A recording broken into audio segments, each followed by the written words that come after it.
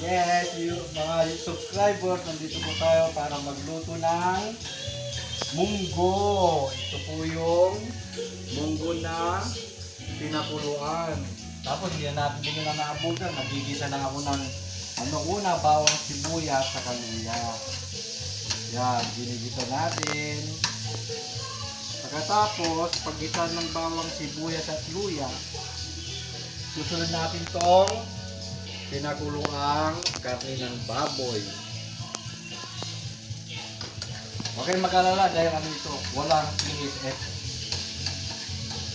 Galing po yung baboy sa farm. Yan.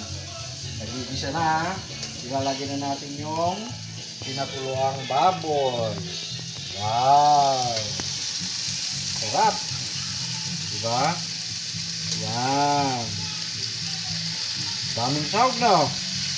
Alam nyo kasi, mahilig ako sa sahog.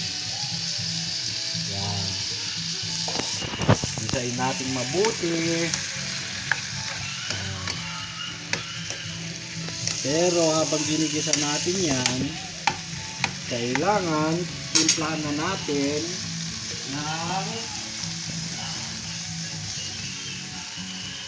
betchin. Dito betchin saka magic sarap para yung lasa niya mapunta doon sa karne. Yan. Yan. Kunti lang muna kasi tapos lagyan natin ng betchin. Kunti rin lang.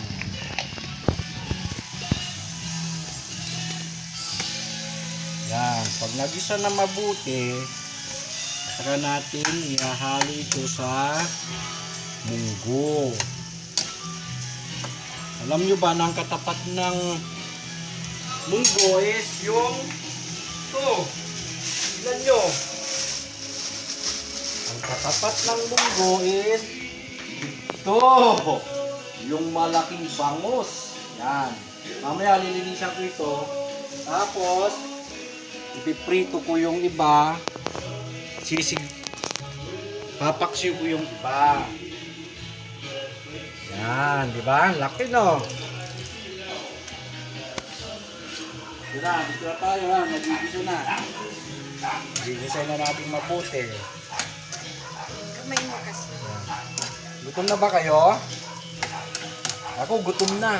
Pero dapat, habang ginigisa nyo yan, makinig kayo ng music. Tapos dapat nakatawa. Para bang yung Korean. Ngay sa'yo. Yan. Diba? Tapos, pagkatapos kong magluto ng munggo, lulutuan ko kayo ng beef Paris. So, tingnan nyo. Pinakuluan ko na yung beef Paris. Yan. Papakita ko mamaya kung paano magluto ng beef Paris. Yung mga ingredients, papakita ko sa inyo. Diba?